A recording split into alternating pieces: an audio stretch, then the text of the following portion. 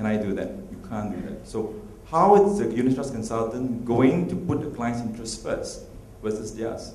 So what they do is some has taken or resorted to appointing nominee agents so as to take care of the interests of the client. This is where you're asking me the norm. This, I believe, is the norm. A lot of them are actually using nominee agents. But is that good from an ethics point of view? Because if normally these nominee agents, they are not active, and in terms of skills-wise, the abilities, the skills, and the knowledge generally lacks as compared to those who are serious in this business. So this is one issue perhaps we need to address, we need to address. How do we address ethical issues like that? Yeah? Ms. Vasanta, would you like to add? One of the other things I've noticed in the last 1 year or so that I've been with FIM is about these EPF forms, and they're pre-signed. Is that a norm?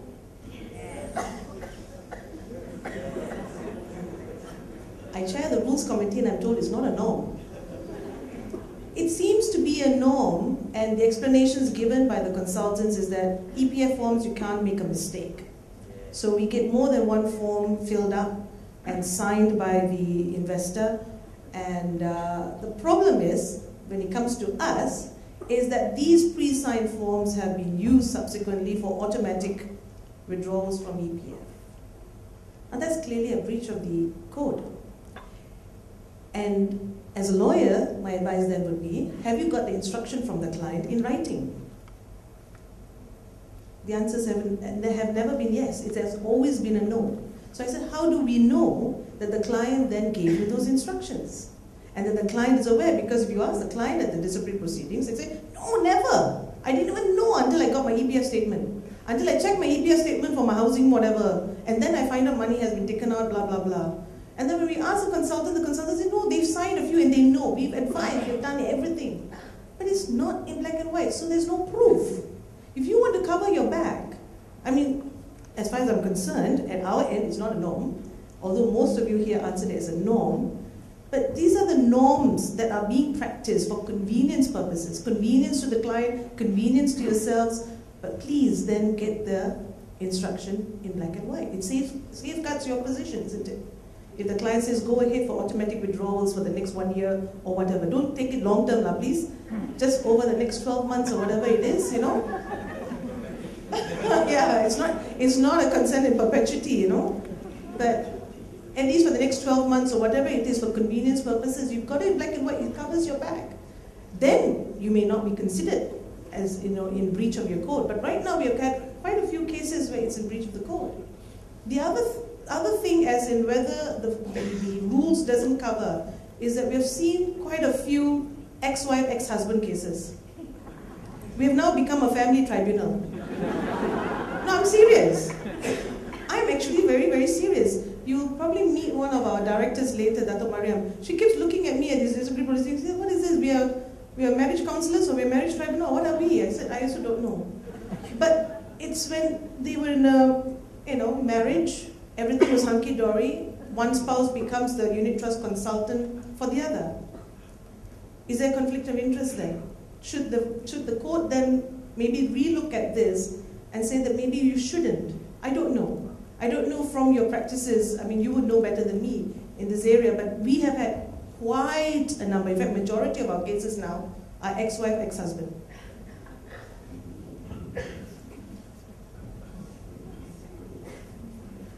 Well, to me there are a few things, but most of the things I'm so scared to mention here. I'm so afraid that I cannot walk off from this door. Because it's a practice, but it's actually not truly ethical. I'm sure most of you earn commissions. Some of you may feel that commissions, some of them are actually insurance agents as well, I guess. I personally, sorry for those agency, insurance agents especially. Our commission is so lucrative, right?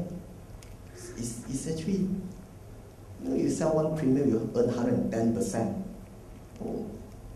The other thing is actually, it's not just a commission, because if you can provide service, then okay, fine with that. But some of us actually, we just say hello and collect the sales, then see you 1 year later when I give you the report.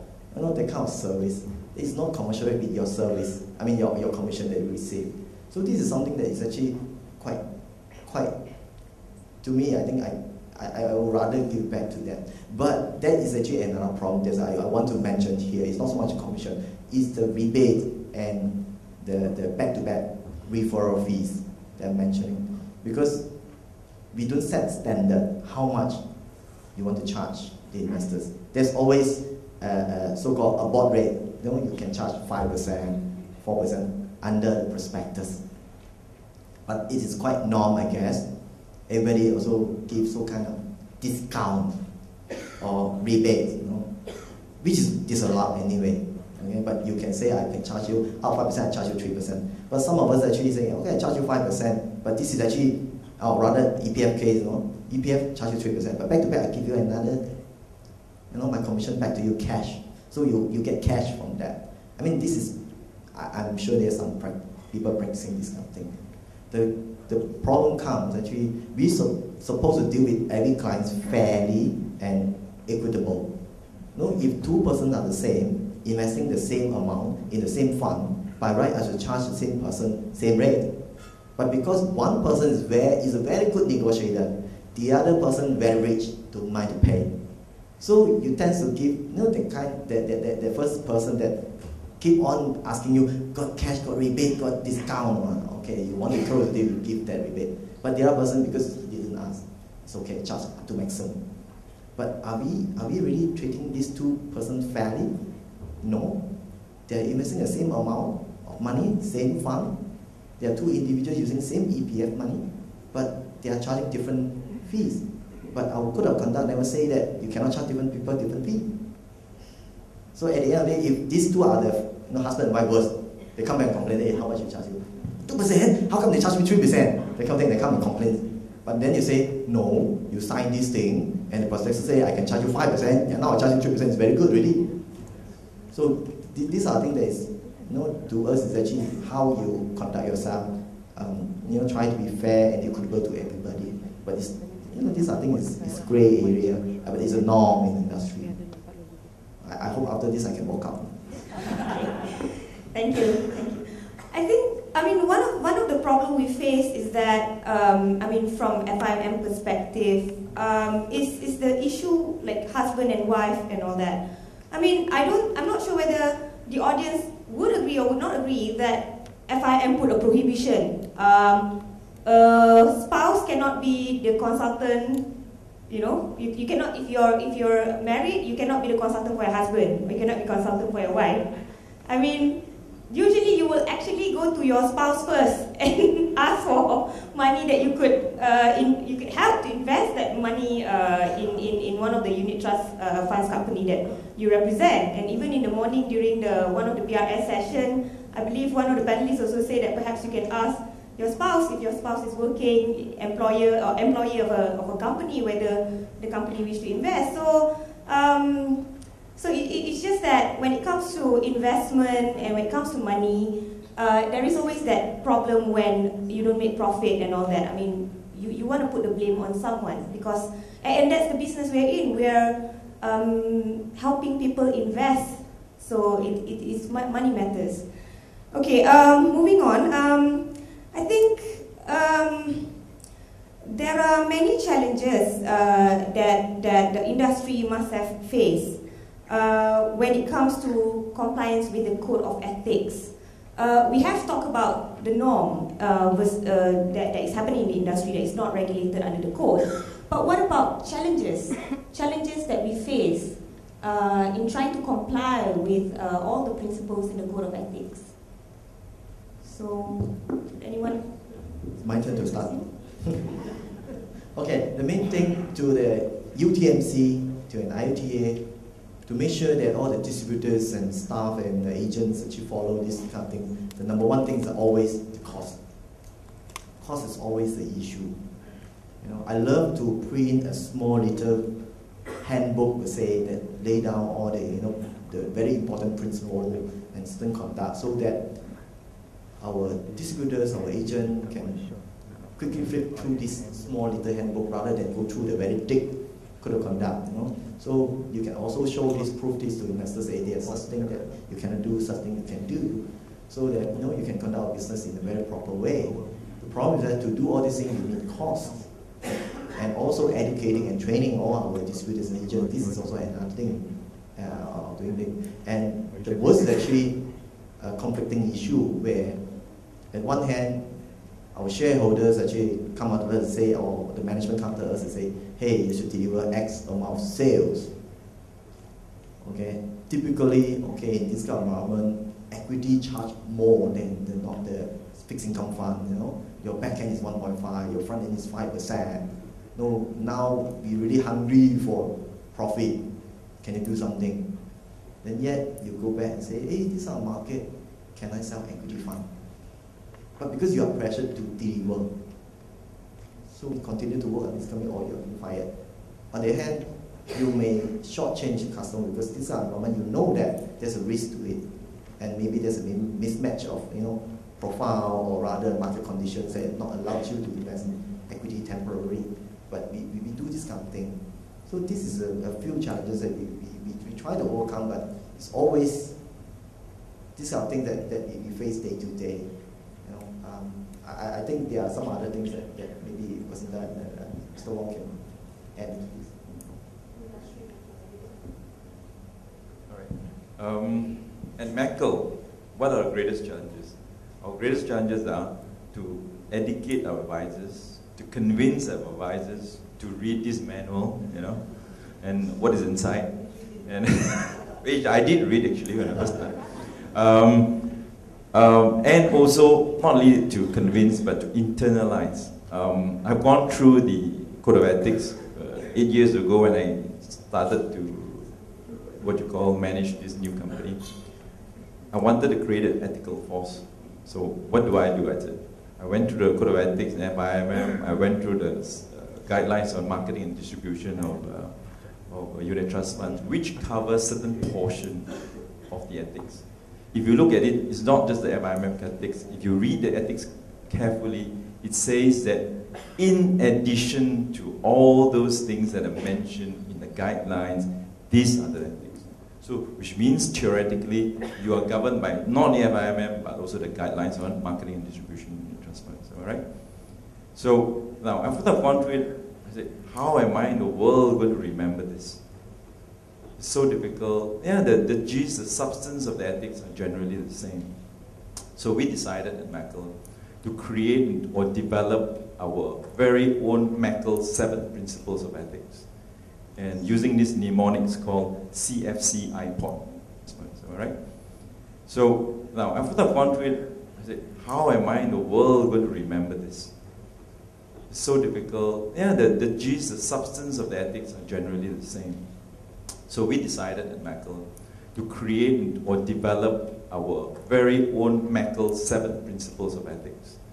And using this mnemonics called CFC iPod. I mean, you all know about iPod, so CFC. What does CFC mean? C, competency.